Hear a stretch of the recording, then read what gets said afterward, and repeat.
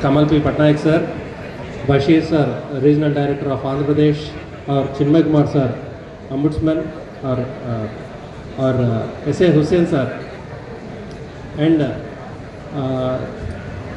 dignitaries of the state. అందరికీ నమస్కారం.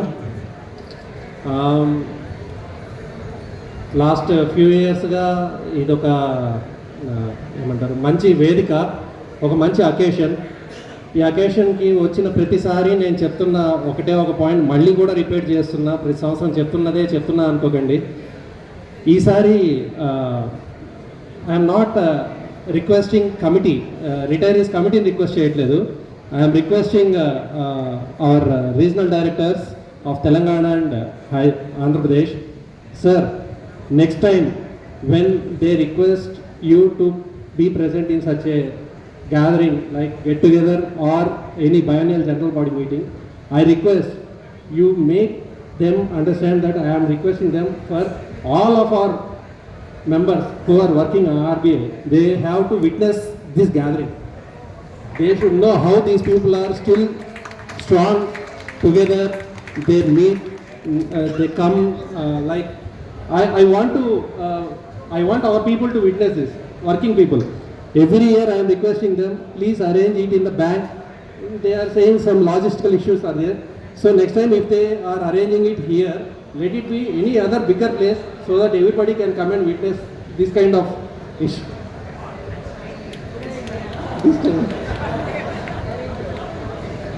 Okay, sure sir. So అదే అంటున్నాను,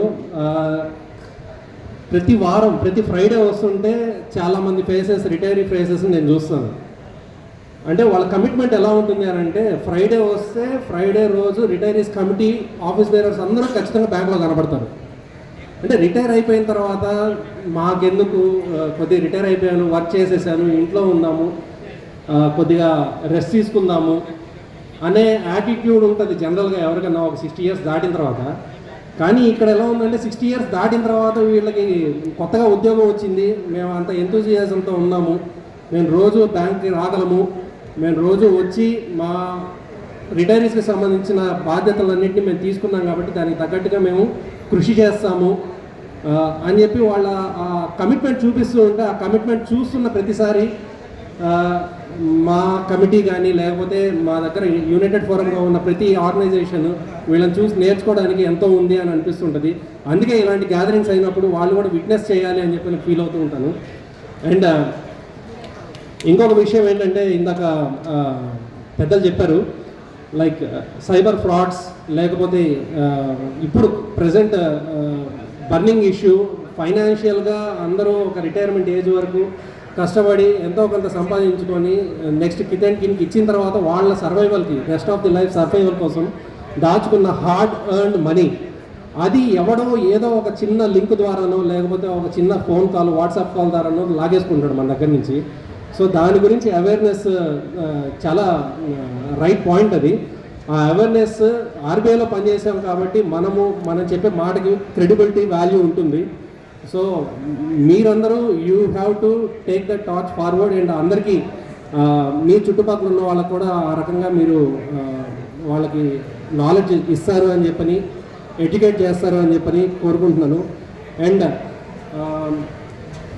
ఇందాక బషీర్ సార్ చెప్పినట్టు, సార్ 75 years క్లబ్లో ఉండాలి, మీరందరినీ 100 years క్లబ్లో చూడాలి అని అనుకుంటున్నట్టే, ఇప్పుడున్న ప్రజెంట్ బ్యాంకింగ్ ఇండస్ట్రీలో రీసెంట్గా నేను బెఫీ ఆల్ ఇండియా ఆఫీస్ బేరర్గా కూడా ఉన్నాను. వేరే కమర్షియల్ బ్యాంకర్స్తో మాట్లాడుతున్నప్పుడు వాళ్ళు అంటారు, ఎంతోమంది 60 ఏళ్ళ వరకు పనిచేసి రిటైర్ అయితే వాళ్ళు చాలా గొప్పవాళ్ళు, 60 ఏళ్ళు కూడా పనిచేసేలా లేదు బయట బ్యాంకింగ్ సిస్టమ్, ఇప్పుడున్న స్ట్రెస్, వర్కింగ్ అవర్స్ అవన్నీ చూస్తుంటే 60 ఏళ్ళు పనిచేస్తున్నారంటే వాళ్ళు ఎంతో ఓపిక, పేషెన్స్ ఉండి చేస్తున్నారని చెప్పుకోవాలి అని అంటారు. అలాంటి సిచ్యువేషన్ ఇప్పటివరకు అయితే ఆర్బీఐలో లేదు. ఇప్పుడు ప్రశాంతంగా హ్యాపీగా పనిచేసుకుంటున్నాం. అలా కాకుండా మేము 60 years కంప్లీట్ చేసుకుని రిటైరీస్ క్లబ్లో రావాలని చెప్పని కోరుకుంటున్నాము. ఇంకా నాకు 25-27 years సర్వీస్ ఉంది.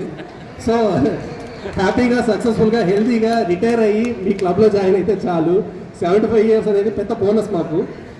సో ఇంతటితో ఇలాంటి అవకాశాన్ని మిస్ కాకుండా మేము వచ్చి ఇలాంటి అకేషన్ని విట్నెస్ చేయగలిగేలాగా మాకు ఇన్విటేషన్ ఇస్తున్నందుకు కమిటీకి once again we thank and thanks for this opportunity. Thank you.